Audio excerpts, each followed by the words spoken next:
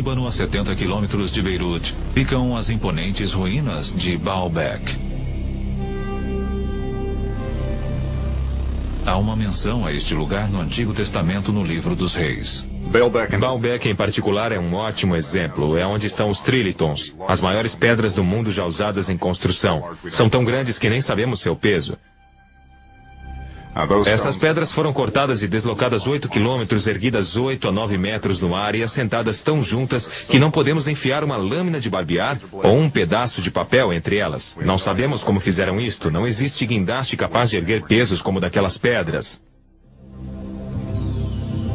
Ninguém sabe ao certo, mas, de acordo com a tradição árabe, os templos mais recentes foram construídos aqui após o grande dilúvio por uma tribo de gigantes para o rei bíblico Nimrod.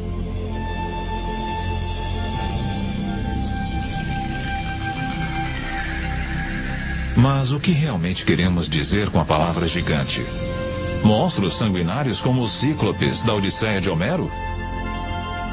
Ou os ogres dos contos de fadas infantis?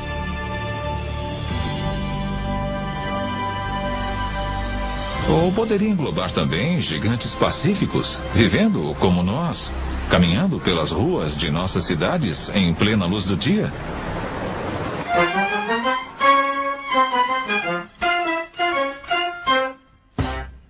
Existem duas espécies de pessoas que podemos chamar de gigantes. Há os gigantes que são geneticamente programados para ser altos, pessoas que são normais, porém seus genes os levaram a ficar muito, muito altos.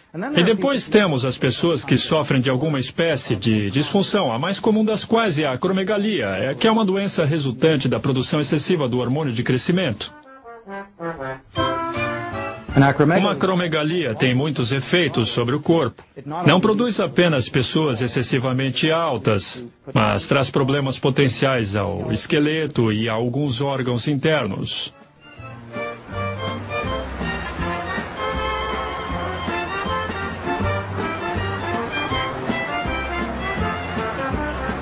Ryan é um jovem normal, saudável, bem proporcionado, de 2,13 metros de altura. Quisera ser tão alto quanto ele. Mas o que faz uma pessoa ser tão alta? Seria uma característica de família, nutrição ou alguma outra coisa? Os altos são pessoas comuns ou excepcionais? De onde eles vieram?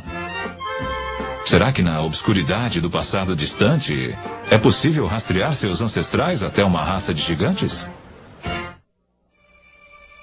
O cientista do Instituto Weizmann, Dr. Marvin Antelman, acredita ter a resposta.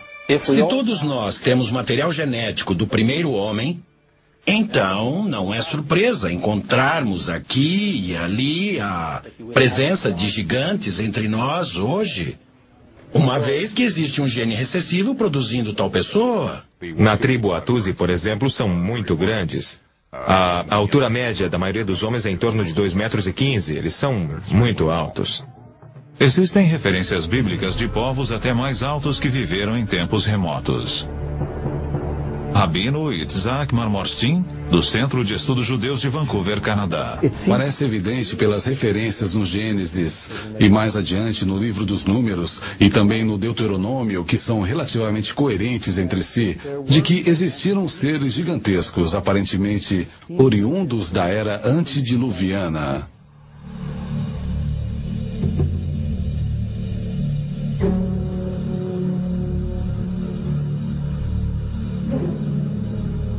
Seria possível que as condições ambientais de eras passadas tivessem favorecido o desenvolvimento dos gigantes? Certamente sabemos, através de evidências fósseis, que algumas espécies, como os dinossauros, cresceram muitas vezes mais do que o fariam hoje. Um adepto desta teoria intrigante e polêmica é o Dr. Carl Bog. Expressões genéticas otimizadas significam o melhor, que o organismo contido no DNA pode expressar em função de condições atmosféricas favoráveis. Evidências fósseis demonstram que árvores como as gigantescas sequoias da Califórnia cresceram muito mais do que o fazem hoje.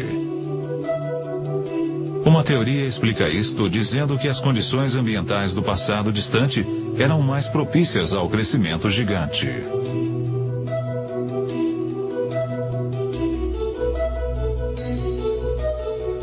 Nessas condições descritas, plantas e animais viveriam mais e ficariam maiores, e isso é precisamente o que encontramos na estrutura geológica dos registros fósseis. As plantas eram muito maiores, todos os organismos vivos eram maiores. Temos animais hoje de 2,5 metros a 3 de estatura, que antes atingiam 5 a 6. Temos insetos como a libélula. Hoje a libélula talvez tenha uma envergadura de asas de 10 centímetros. Sua contraparte encontrada nos registros fósseis, a Meganaropsis, tinha uma envergadura de asas de 1,5 metro. Tudo no passado era maior. Sou da opinião de que, sob melhores condições atmosféricas, as pessoas não só viviam mais tempo, como eram mais altas, bem mais altas. Gigantes e dinossauros não poderiam viver hoje como fizeram no passado, porque as condições atmosféricas simplesmente não o permitiriam. Possuíamos uma camada de ozônio maior na época anterior ao dilúvio. Na época do dilúvio foi reduzida para cerca de 1/7 do que era. E assim, a vida na Terra, conforme a conhecemos, não tem mais a mesma expectativa de duração que tinha na época do dilúvio. A afinação da camada de ozônio significa menos proteção contra a radiação iônica do espaço e menos proteção para as plantas e animais. Sendo um interessado nas condições originais da Terra, após 35 anos de pesquisas nesta área, tentei reconstruir aquele contexto original. E ao fazê-lo, solicitei aos nossos engenheiros que construíssem uma biosfera que dobrasse a pressão atmosférica, que aumentasse a energia eletromagnética, elevasse o índice de oxigênio, mas não em níveis tóxicos, e eliminassem a radiação ultravioleta, etc. E os experimentos realizados foram muito gratificantes.